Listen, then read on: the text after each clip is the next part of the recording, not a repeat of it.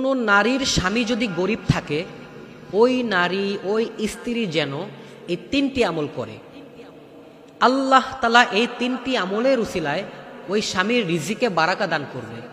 কেননা স্ত্রীর দোয়ার উসিলায় স্বামীর রিজিক খুলে যায়, স্ত্রীর দোয়ার উসিলায় স্বামীর রিজিকে বারাকা হয়, স্ত্রীর দোয়ার উসিলায় স্বামীর হায়াত বেড়ে যায়, স্ত্রীর দোয়ার উসিলায় স্বামীর পেরেশানি দূর হয়ে যায়, স্ত্রীর দোয়ার উসিলায় স্বামীর হায়াত বেড়ে যায়। স্ত্রীর দোয়ার কারণে আল্লাহ তাআলা স্বামীকে অঢেল সম্পদের মালিক বানিয়ে দেন।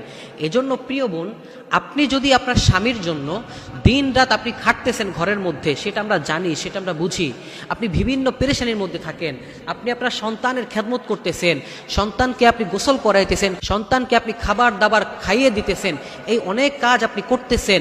এত কাজের মধ্যেও যদি আপনি আপনার স্বামীর জন্য কিছু সময় বের করে এই তিনটি আমল করতে পারেন, আপনার এই আমলের উসিলায় আল্লাহ তাআলা আপনার স্বামীকে ধনী বানিয়ে দিবেন।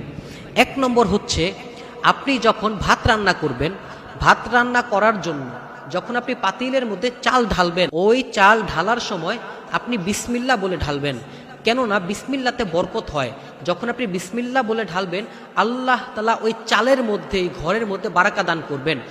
2 নম্বর হচ্ছে, আপনি আপনার স্বামীর জন্য অধিক পরিমাণে আল্লাহ তাআলার কাছে দোয়া করবেন এবং আপনি আপনার স্বামীর জন্য আল্লাহ তাআলাকে বেশি বেশি বলবেন, আল্লাহ তুমি আমার স্বামীকে রিজিক বাড়িয়ে দাও, তুমি আমার স্বামীর রিজিকে বারাকা দান করো। এবং যেই দোয়াটি আপনি আপনার স্বামীর জন্য অধিক পরিমাণে আল্লাহ তাআলার কাছে করবেন, আমি আবারও বলতেছি, স্ত্রীর দোয়ার কারণে স্বামীর রিজিক বেড়ে যায়।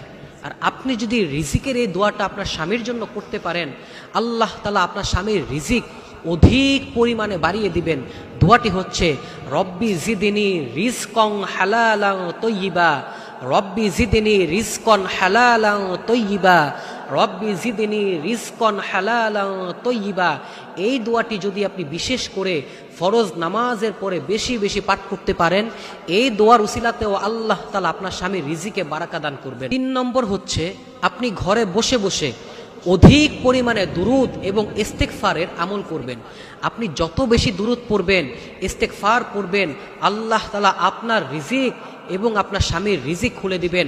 কেননা দুরুদের মাধ্যমে আল্লাহ তাআলা রিজিক দান করেন, দুরুদের মাধ্যমে আল্লাহ তাআলা বরকত দান করেন, দুরুদের মাধ্যমে আল্লাহ তাআলা রহমত দান করেন।